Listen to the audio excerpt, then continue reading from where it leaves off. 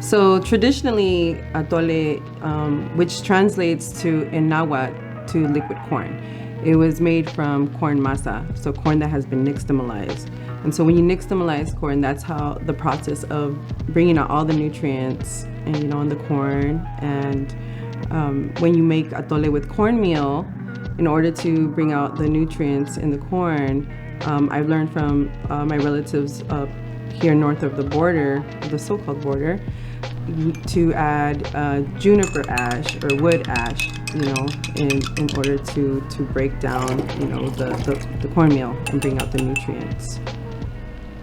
My name is Sewa Yuli. I'm currently in occupied Kumeyaay land, also known as San Diego. My family is from Michoacán, Mexico, and Sonora, Mexico. And I am a community cook. I don't like to call myself a chef. And I'm also a traditional body worker and birth keeper. And also right now, currently I'm a student midwife. When I started doing birth work, I found out that it was something part of like postpartum care that mothers and grandmas and relatives would give to postpartum people.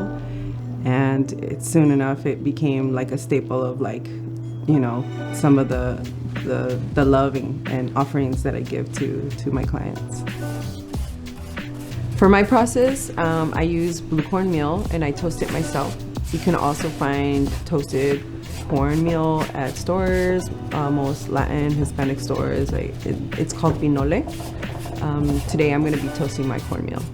So the first thing that we're going to do is we're going to gather all our ingredients: our blue cornmeal, our amaranth flour, our piloncillo, our cinnamon sticks, and our almond milk. And we're going to fill the pot with our almond milk. And as soon as we do that, we add our amaranth flour and our cornmeal. And it's super important, this part, to stir the amaranth flour and the blue cornmeal into the almond milk. Make sure it doesn't get clumpy. So we don't turn on the flame just yet. As soon as it gets liquefied, then we turn on the flame. And after we do that, then you could add your piloncillo, which is the brown sugar, and then your cinnamon stick, and then you start to stir with your molinillo.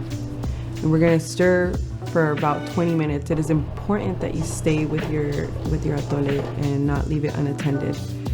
A lot of things can happen, like it will burn, it will get clumpy.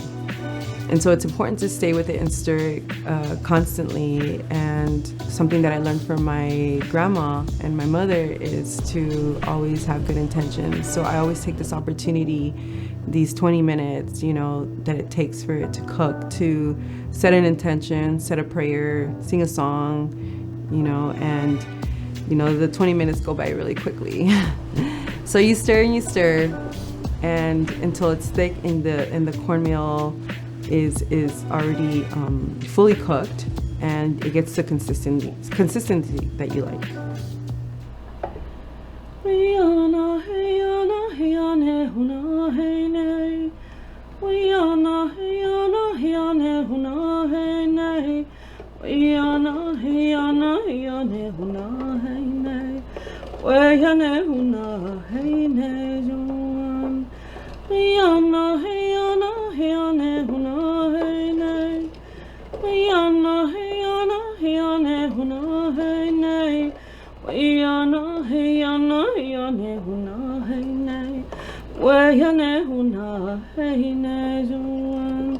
Papalot, papalot, si papalot.